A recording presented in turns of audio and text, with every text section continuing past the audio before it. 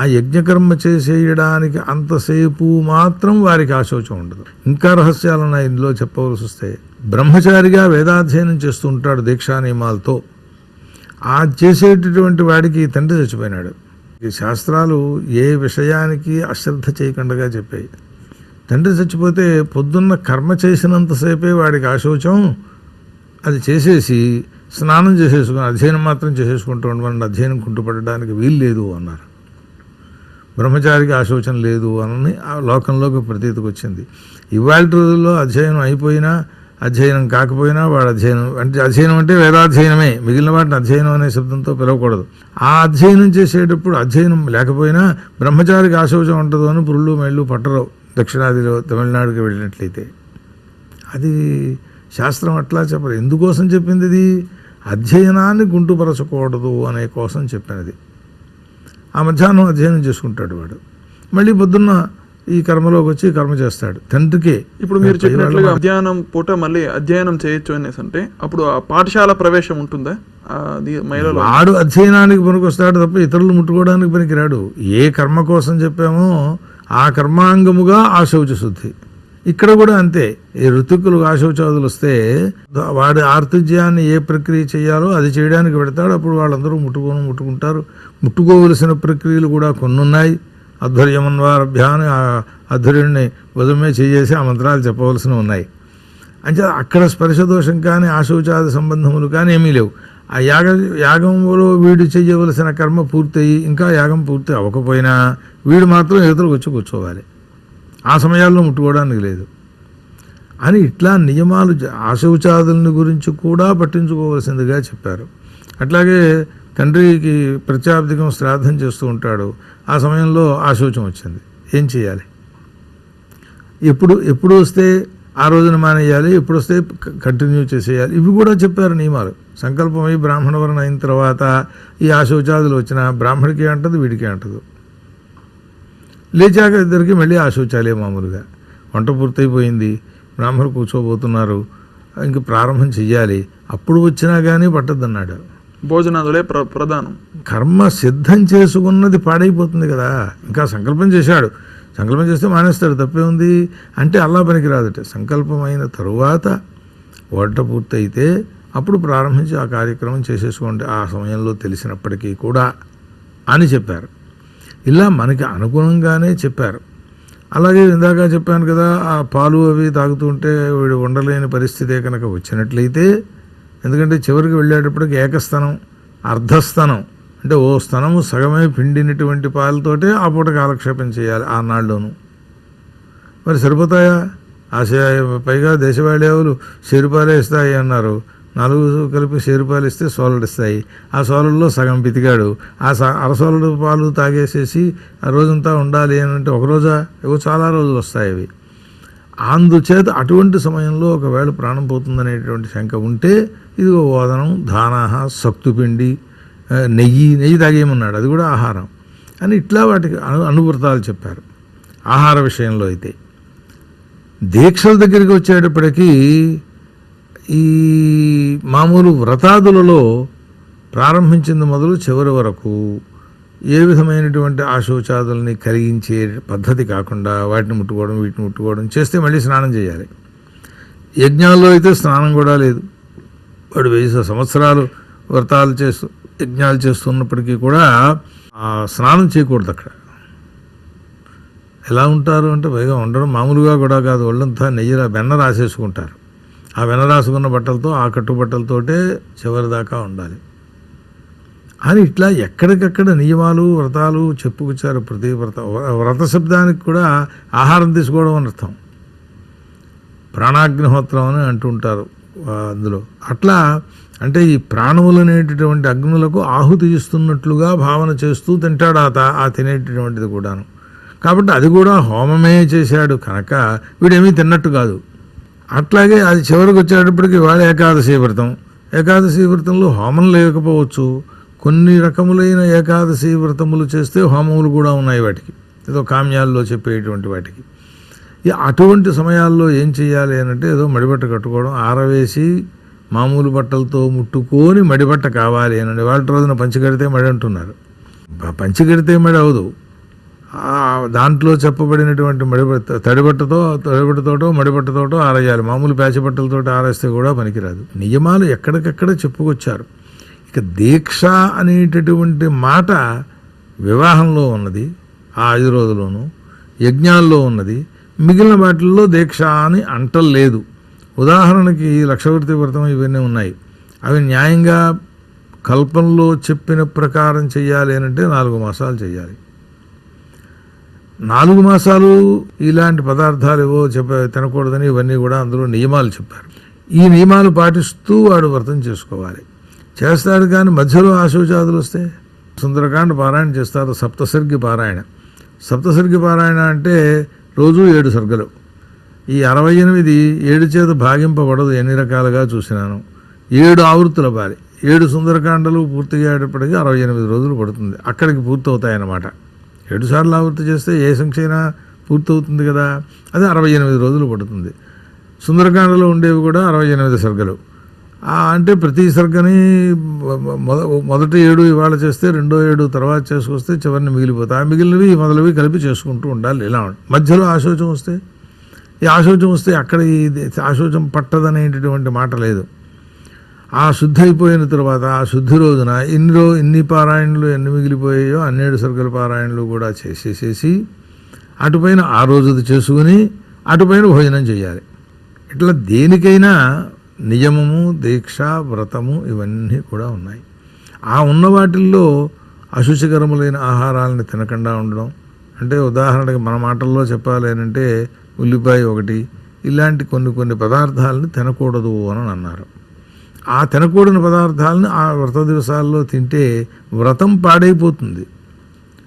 వీడి భోజనంలో ఏదో తేడా వచ్చిందని అంటే ఆ అశుచికరమైన పదార్థాలని తిని ఆ వ్రతమును చేసినట్లయితే ఆ వ్రతము యొక్క లోపం కలుగుతుంది అని.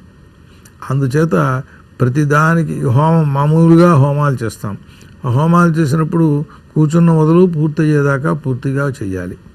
అక్కడ దాకా ఎందుకు మీకు హనుమాన్ చాలీసా పారాయణ చేస్తుంటారు 108 సార్లు. అక్కడ ఒకే ఆసనం మీద కూర్చొని చెయ్యాలి అని, లేవకూడదు. కనీసం మూత్రపురీషోత్సర్జనాలకు కూడా ఆ సమయంలో అవకాశం లేకుండా ఉంటుంది శాస్త్రం. ఉంది అంటే మధ్యలో వస్తే ఏం చెయ్యమండి, ఏం చేస్తామంటే ఆ పని పూర్తి చేసుకొచ్చి వాటిని ఆయుర్వేద శాస్త్రం మూత్రపురీష బంధనం చేయకూడదు. వాటిని ఎక్కువసేపు ఆ కార్యక్రమానికి వెళ్ళకుండా ఆగిపోతే దానివల్ల శరీరంలో రోగాలు వస్తాయట. అందుకోసం అని చెప్పి దాన్ని మూత్రపురీష బంధనం చేయకూడదు అని ఆయుర్వేద శాస్త్రం చెబుతుంది. మరి ఇప్పుడు ఏం చేయాలి వీడు? అదే యజ్ఞాల్లో ఋతుక్కులు కానీ యజమానులు కానీ ఆ దర్శ పూర్ణమాసంలో ఉంటే 2 రోజులు చేయాలి. ఆ యజ్ఞ సమయం పూర్తయిపోయిన తర్వాత ఇట్లాంటివి చేసుకోవడం అభ్యంతరం ఏమీ లేదు. కానీ ఇవి చేశాక మళ్ళీ ఆ ప్రక్రియలోకి వెళ్ళాలి అని అంటే స్నానం చేసి మడిబట్టలు మార్చుకొని వెళ్ళాలి. తడిబట్టతో చేయకూడదు.